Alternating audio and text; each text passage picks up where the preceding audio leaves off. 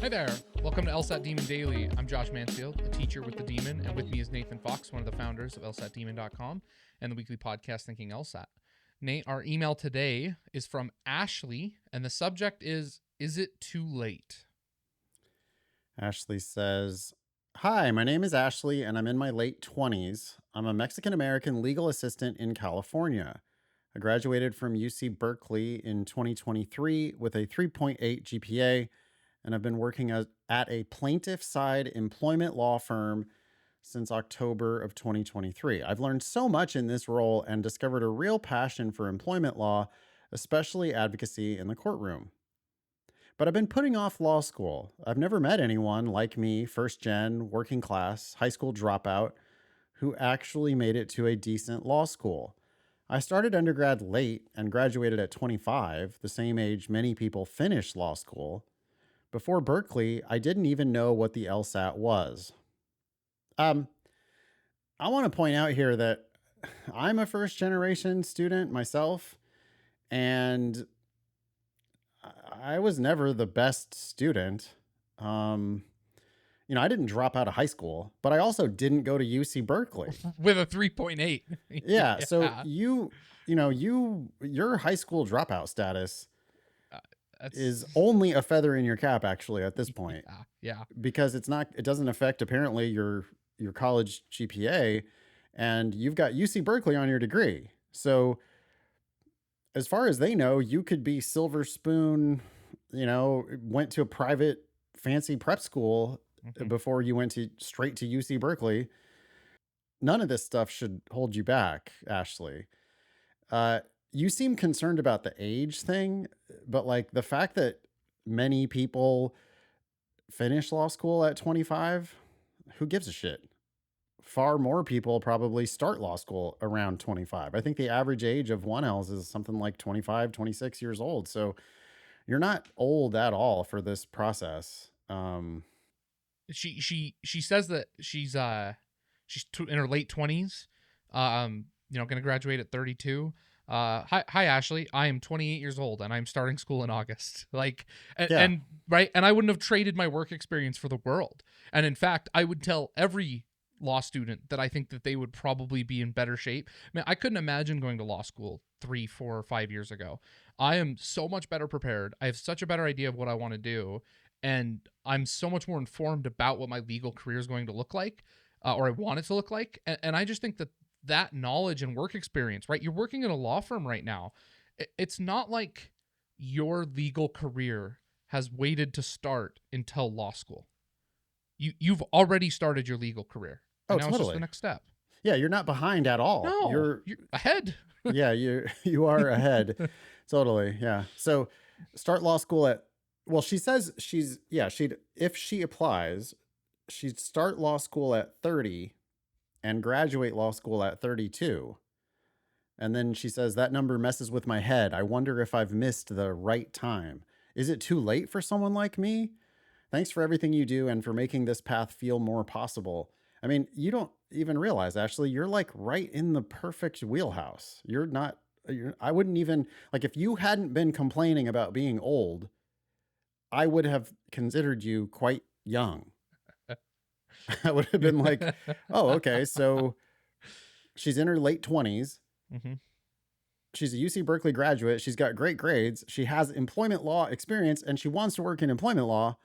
You're just like every other applicant, except for you have this weird idea that you're older than other folks, but you're just not. I mean, you're older than some folks, but you're also younger than a lot of folks. We have students who are 30s, 40s all the time. So you got to just forget entirely about that age thing. That number should not be messing with you at all. She says, my dream is to attend law school on the West Coast, possibly UCLA or Berkeley. I just want to encourage you, Ashley, to please apply broadly. Get the very best LSAT you can to pair with that 3.8 GPA. And then when you apply, that's great. If UCLA and Berkeley are on your list, that's awesome. Mm-hmm. But if you're a credible applicant for Berkeley, you should be applying to Stanford as well.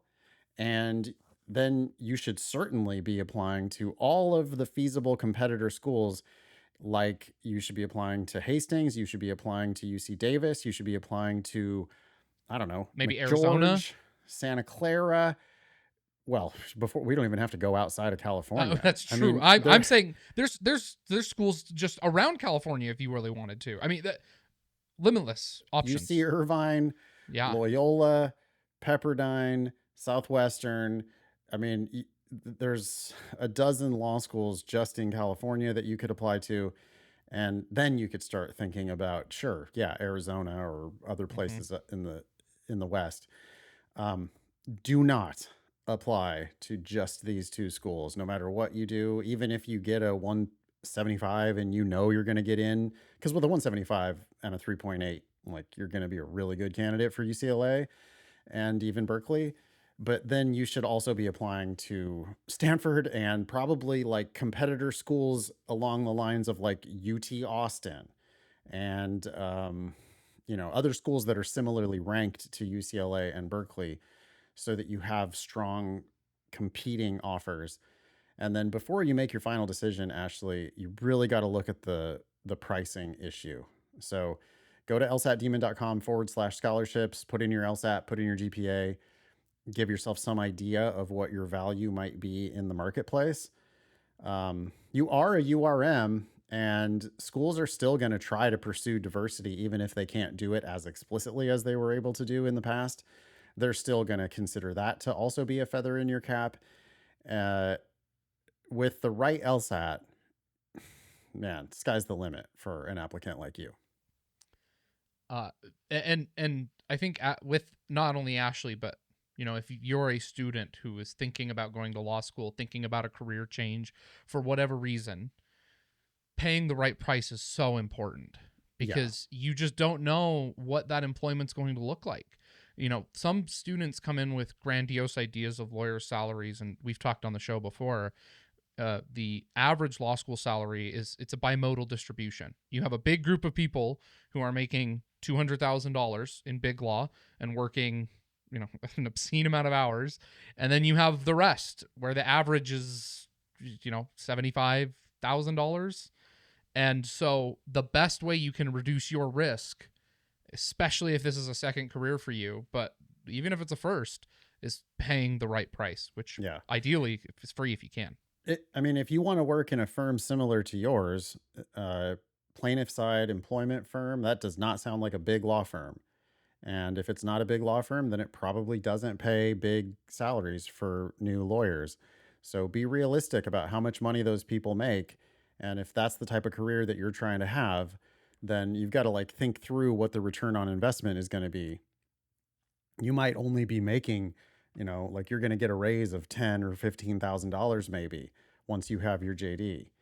And that's fine. I'm not saying don't do it, but that is not the type of raise that would justify, if Berkeley is the best school you get into and Berkeley wants to charge you $50,000 a year or whatever. That's just a losing investment because it sounds like you could do exactly this same type of work at the firm you already work for with a JD from really anywhere. Mm-hmm. Of course, you want to have those conversations, right? Frank conversations with the people you work with. But my prediction would be there's like people in your office who went to McGeorge, and McGeorge is going to offer someone like you probably a full ride in order to entice you to go there. Like if you could get into Berkeley, you can go to McGeorge for free. Mm-hmm. And it's probably a better choice for you in most cases. Now, I wouldn't say that if you wanted to go work in some high prestige government job, a federal clerkship, if you wanted to work in big law, I might have different advice. But since you seem like you know kind of what you want to do, that doesn't seem like the type of school that really is going to require a prestige JD. And Nate, that's advice I give to all my students. When you are looking and comparing schools that you have, call the firms. Go look at their associate lists. Where did their associates go to Oh, school? totally. Call them. Where do they do OCIs? If they don't do OCIs at your school, do they accept, what's their application deadline? Have they hired from your school before? They'll tell you. They'll say, "Yeah, no, probably not." Right? Or they'll say, "Yeah, but you need to be in this percentage of your class," or "Yeah, we love students from that school." And so, yeah, absolutely reach out and just ask them as you're making your decision at the places you want to work. Hey, do you have people that you've hired from this school? And that'll give you a good insight. Fantastic. Thank you, Ashley, for writing in. Email daily@lsatdemon.com if you would like to ask us a question or share some LSAT or law school admissions news. Thanks for listening.